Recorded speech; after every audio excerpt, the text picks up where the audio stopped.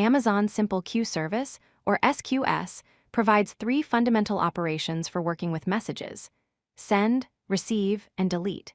These operations form the core workflow for any application using SQS as a message queue. Understanding how these operations work together is essential for building reliable, distributed systems on AWS. Every message in SQS follows a three-step lifecycle. First, a producer sends a message to the queue, where it gets stored reliably. Next, a consumer receives the message from the queue to process it. Finally, after successful processing, the consumer deletes the message from the queue to prevent it from being processed again. This simple but powerful pattern enables asynchronous communication between different components of your application.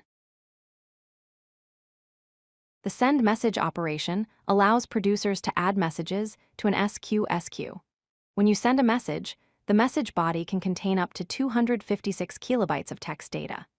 SQS automatically stores your messages redundantly across multiple servers to ensure durability. After successfully sending a message, SQS returns a unique message ID and an MD5 hash of the message body for verification purposes. Here's a practical example using Python and the Boto3 library. First, we import Boto3 and create an SQS client. Then we call the send_message method, passing the queue URL and the message body we want to send. In this case, we're sending a simple text message that says, "Hello from SQS." The response contains the message ID, which we can print for confirmation. This straightforward API makes it easy to integrate message sending into any application. The ReceiveMessage operation is how consumers retrieve messages from the queue. Consumers poll the queue to check for available messages, and SQS supports both short polling and long polling modes for efficiency. When a message is received, it becomes temporarily invisible to other consumers during a visibility timeout period. This prevents multiple consumers from processing the same message simultaneously. Each received message includes a unique receipt handle, which you'll need later to delete the message. This Python example shows how to receive messages from an SQS queue.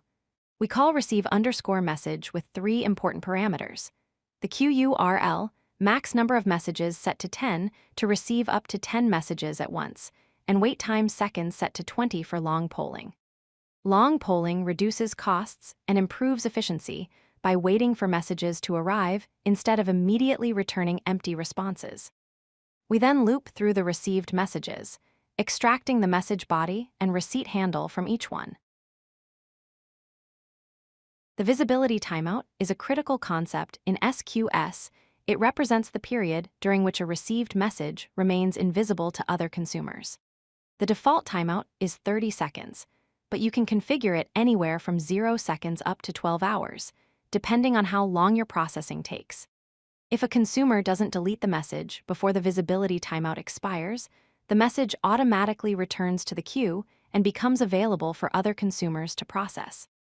You can also extend the timeout while processing using the change message visibility operation if you need more time.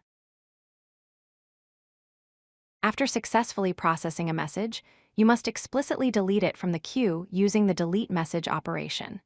This is a crucial step because SQS doesn't automatically remove messages after they're received. To delete a message, you need the receipt handle that was returned when you received the message.